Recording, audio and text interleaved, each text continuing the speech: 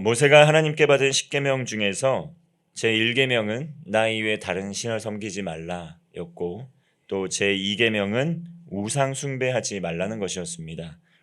오늘은 이 제2계명 우상 숭배하지 말라는 계명을 다시 한번 모세가 반복하고 있는 것으로 보입니다. 모세는 40일 낮과 밤으로 떡과 물을 마시지 않고 시내산에서 머물렀습니다. 그 가운데 거기서 하나님께 십계명도 받고 율법도 받았습니다.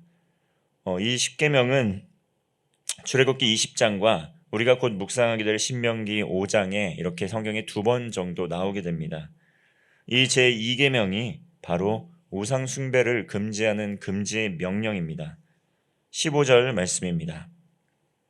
여호와께서 호렙산 불길 중에서 너희에게 말씀하시던 날에 너희가 어떤 형상도 보지 못하였은즉 너희는 깊이 삼가라. 여호와께서 호렙산에서 이스라엘 백성들에게 말씀을 하셨습니다. 이 호렙산이라는 것은 시내산의 다른 이름입니다. 여기서 이스라엘 백성들은 하나님의 말씀을 들을 때 하나님의 형상을 직접 두 눈으로 볼 수가 없었습니다.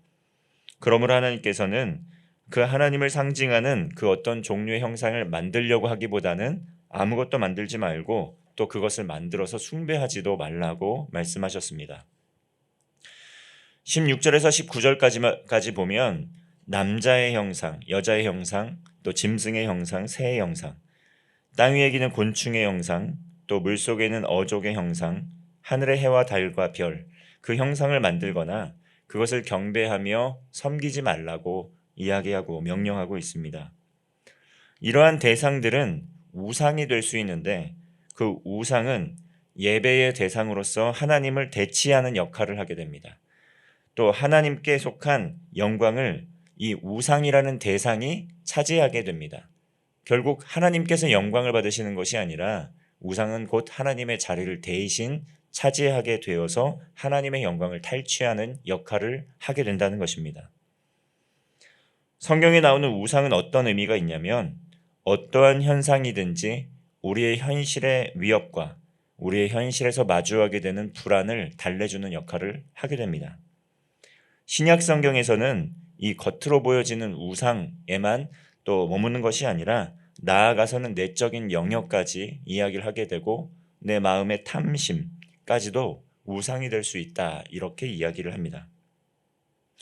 성경을 보면 우상에 대해서 실질적인 그 효력과 영향력이 없다는 것을 거듭해서 말씀하고 있습니다. 성경에서는 우상이 아무런 도움이 되지 못하고 또 허탄하고 또 부정한 것이다, 이렇게 묘사합니다. 결국에는 쓸모없이 버려지고 마는 것이 우상이라고 말씀하고 있습니다.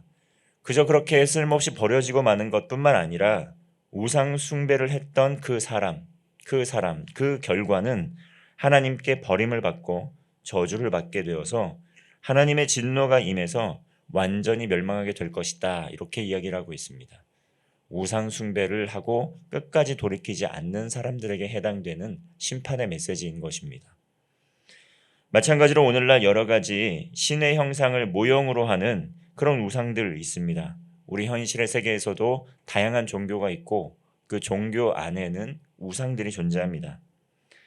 우리의 삶에서 마주하는 현실의 위협과 불안, 또 고통을 달래주는 그 모든 것이 형상은 없을지라도 또 형상이 없을지라도 우리의 삶에 하나님의 자리를 대치하는 모든 그것을 우리는 우상이라고 이야기할 수 있습니다.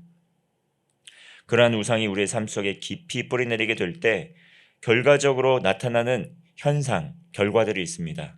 그것은 무엇이냐면 하나님을 알게 힘쓰는 마음이 식게 된다는 것입니다. 하나님의 뜻을 구하고 하나님을 의지하며 하나님 사랑과 이웃 사랑의 실천으로 나아가는 열정이 식어지게 되고 그것에 대해서 무관심하게 된다는 것입니다. 우리의 삶에 찾아오는 그 어떠한 분주함 때문이든지 하나님을 예배하는 것, 또 하나님을 섬기는 것에 걸림돌이 될 수 없다는 것을 우리는 기억해야 됩니다. 우리가 하나님을 찾지 않고 말씀을 보지 않고 예배 자리에 나아가지 못하게 될 때 다양한 이유가 존재합니다.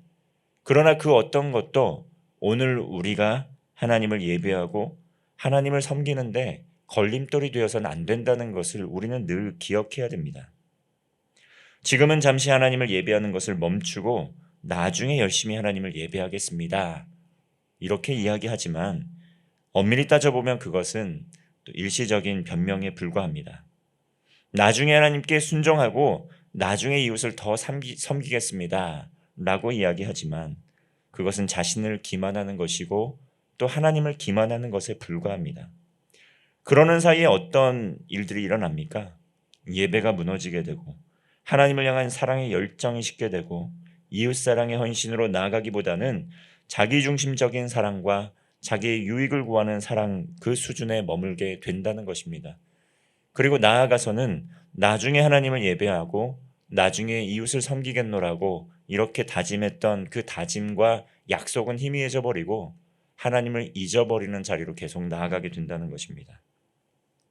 결국 하나님의 영광을 돌리는 삶이 되지 못하고 하나님의 영광을 취하여 자신에게 영광을 돌리는 삶을 살게 되는 것, 우리는 자주 목도하게 됩니다.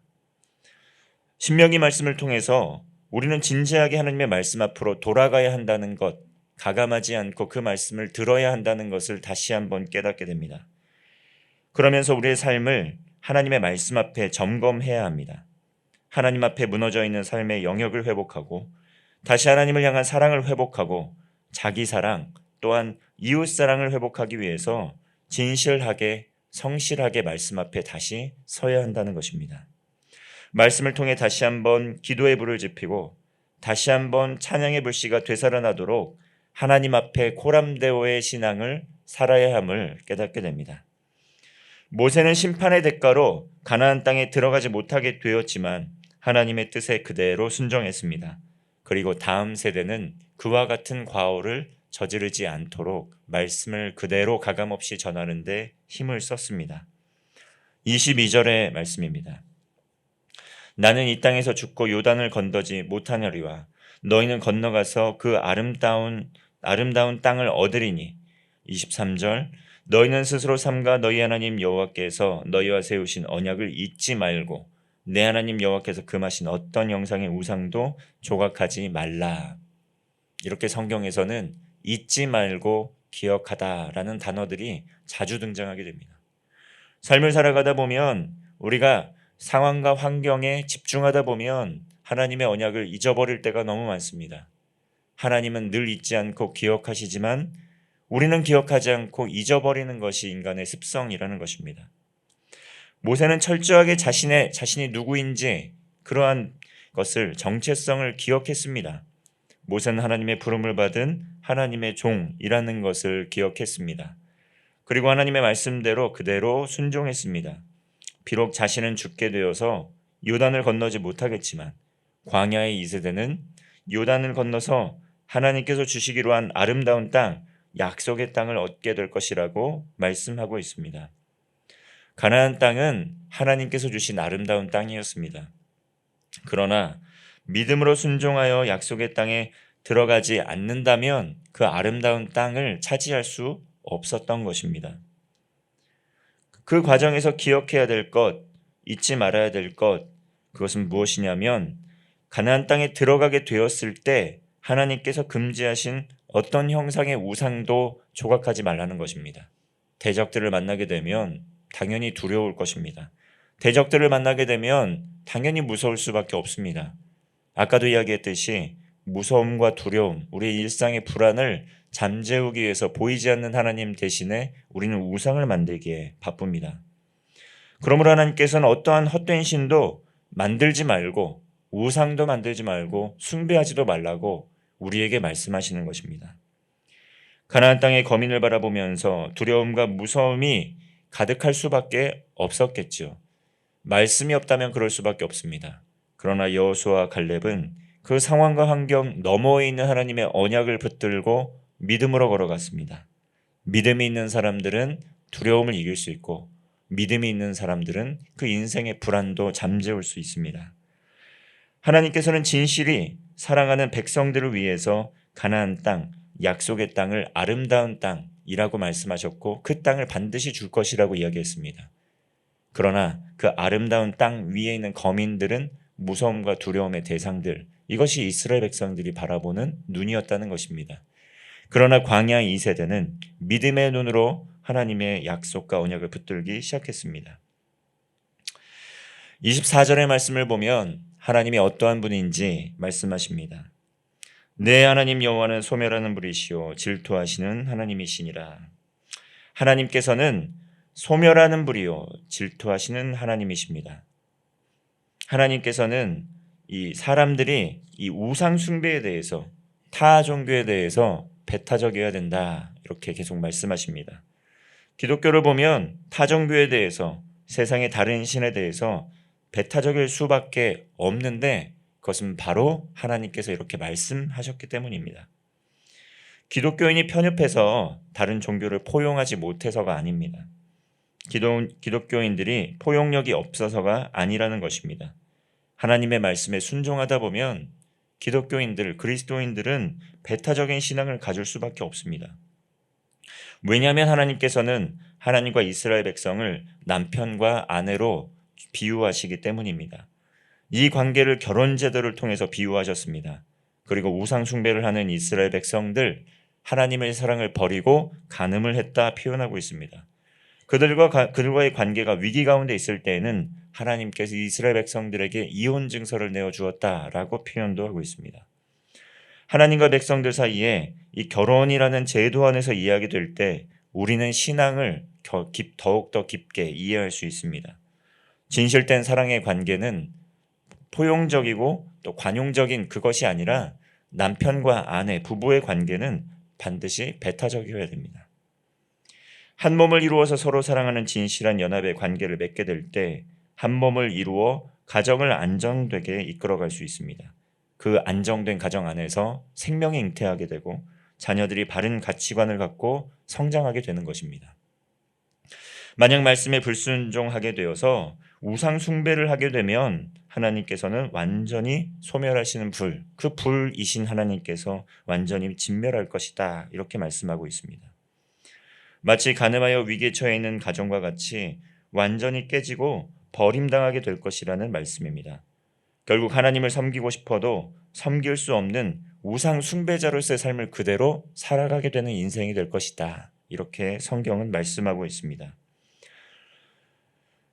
25절과 26절의 말씀을 보면 요단을 건너가서 얻는 땅에서 속히 망하게 될 것이다, 우상 숭배하는 사람들의 결과입니다. 거기서 오래 살지 못하고 땅을 잃어버리게 되고 또 전멸되게 될 것이다 약속하고 있습니다. 계속해서 헛된 우상 숭배의 삶을 살면서 하나님께서 예비하신 복을 절대 누리지 못하게 되고 고통받게 될 것이라고 말씀합니다. 하나님의 말씀을 우습게 여기고 또 경하게 여기고 하나님 우상 숭배의 길로 나아간 사람들에게 주어지는 심판의 메시지입니다. 하나님께서는 그러나 자비하신 하나님, 끝까지 함께하신 하나님, 언약을 잊지 않는 하나님이십니다. 그 하나님께 이 말씀을 듣고 우상 숭배의 길에서 돌이키게 될 때 우리는 생명의 길, 또 진리의 길로 나아갈 수 있습니다. 29절 말씀 우리 함께 읽겠습니다. 시작.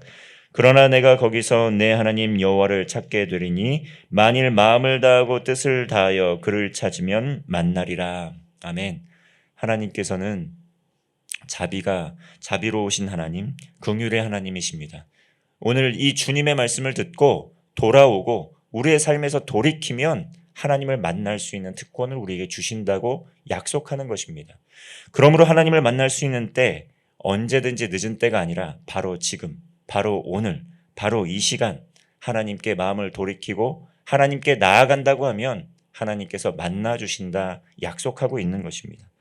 그러므로 하나님의 말씀을 붙잡고 하나님의 말씀에 믿음으로 순종하는 여러분이 되시기를 바랍니다. 혹 말씀의 자리에서 벗어나서 삶의 어려움과 고통을 겪고 있다면 하나님께 다시 돌아가는 시간과 기회로 삼으시길 바랍니다. 늦은 시간은 없습니다. 바로 오늘, 바로 이 시간 말씀을 들을 때, 돌이키게 될 때 하나님께서 우리를 만나 주시겠다고 약속하셨습니다. 하나님께서는 자비로우신 하나님, 그의 사랑하는 백성들을 영원히 버리지 않으시고 영원히 멸하지 않으시는 하나님이십니다. 우리에게 주시기로 약속하신 그 언약을 늘 기억하고 잊지 않으시는 하나님이십니다. 이미 우리에게 복음을 들려주셨고 예수 그리스도의 복음을 믿음으로 구원을 받은 하나님의 사람들 아니겠습니까? 이미 하나님께서 주신 그 복을 누리는 형통한 삶을, 그 축복을 누리는 오늘 하루 되시기를 바랍니다. 기도하겠습니다. 하나님 아버지, 삶의 모든 우상을 척결하게 하옵소서. 오직 하나님의 말씀을 사랑하게 하여 주옵소서. 말씀을 분별할 수 있는 지혜와 명철을 주옵소서. 말씀을 믿음으로 순종하여 하나님의 뜻을 이루고 하나님께서 주신 크고 놀라운 복을 누리는 성도의 삶 되게 하여 주옵소서. 광야와 같은 인생길, 고난과 고통을 당할 때 하나님의 두 손을 꼭 붙들게 하옵시고 하나님께서 주시는 치유와 회복의 은혜를 누리게 하여 주옵소서. 자녀와 손들에게 믿음의 유산을 물려주고 복음을 전할 영혼들에게 담대하게 믿음의 복음을 전하며 생명을 구하는 오늘과 오늘 2024년 한 해 되게 하여 주옵소서. 오늘 하루도 우리와 함께 하시고 동행하시는 임마누엘의 하나님, 우리 구주 예수 그리스도의 이름으로 기도하옵나이다. 아멘.